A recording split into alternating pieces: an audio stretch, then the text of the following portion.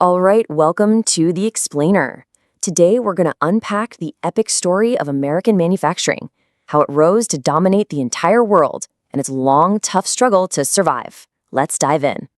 So to really get our heads around this whole saga, let's start with one story that pretty much captures the entire journey in a single snapshot. And no, we're not talking about that Tom Cruise. This is Tom Cruise, a proud steelworker from Pennsylvania.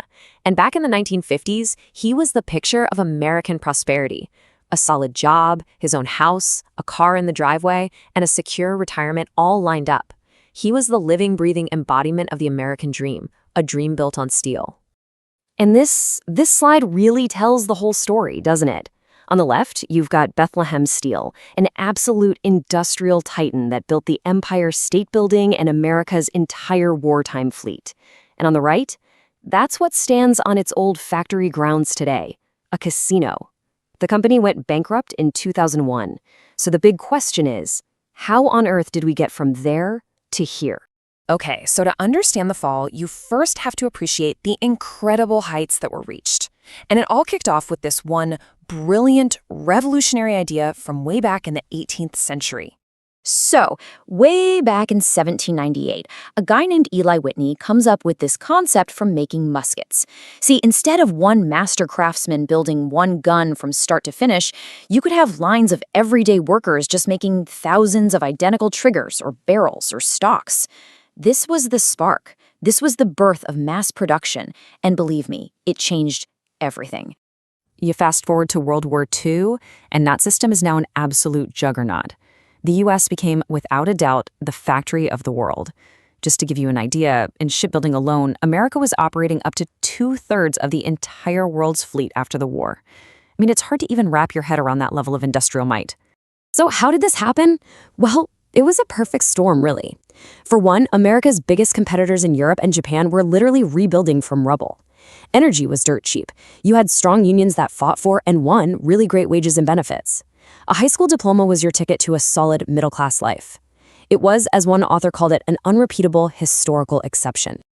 And if you want to see just how different that world was, look at this. In 1965, the average CEO made about 21 times more than their average worker. Their fates were connected. Fast forward to 2023, and that number has exploded to 290 times. It's an absolutely mind-boggling shift in who reaps the rewards of a company's success. But that golden age, that unrepeatable historical exception, well, it couldn't last forever. Starting in the late 60s, a series of, seismic shocks started to crack the very foundation of American industry. And the problems just started piling up fast. First, the Vietnam War was draining the budget and kicking off inflation. Then, in '71, the U.S. goes off the gold standard, which threw the whole global economy into chaos. Just 2 years later, the OPEC oil embargo hits, and energy prices go through the roof. And while all this is happening, a rebuilt Japan and Germany are coming online as these incredibly efficient, powerful competitors. It was relentless, one punch after another. And what was the result of all that chaos?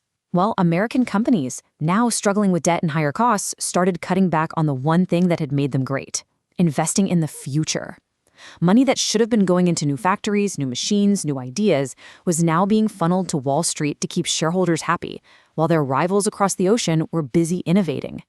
But the final move, the real knockout blow that completely redrew the map of global manufacturing, came from two massive forces: the philosophy of free trade and the rise of a brand new industrial superpower. In 1993, you get the North American Free Trade Agreement, NAFTA, and this signaled a huge shift in thinking. The whole mindset changed. The old idea of protecting your own industries was suddenly, old-fashioned. The new mantra was simple: if you can get it made cheaper somewhere else, you do it. The borders were officially open for business. And then this happened, what economists call the China shock. And shock is the right word. In 1999, China's exports were just a tiny sliver of America's. But after they joined the World Trade Organization in 2001, things went vertical. By 2008, less than a decade later, China had blown past the U.S. to become the world's biggest exporter. It was a competitive force on a scale and at a speed the world had never, ever seen before. So what does a global shift like that actually look like for real people? Well, that number there, 60,000, that's the number of furniture-making jobs lost in just one industry, in just one state, North Carolina. And that same heartbreaking story played out over and over again in industrial towns all across the country. And all of this gave rise to a super powerful and super profitable new way of doing business, what you could call the Apple effect. The idea was simple and, in a way, kind of brilliant. Keep the brains, the design, the marketing, the software, at home in the US, and outsource the brawn, the actual making of the thing, to lower-cost countries. It made companies incredibly wealthy, and pretty soon, everyone wanted to copy that playbook. But here's the thing, there was a hidden cost, a huge unintended consequence. As MIT's Susan Berger points out here, making things and coming up with new ideas are deeply connected. When you stop physically building products, you lose that hands-on knowledge that sparks the next great innovation.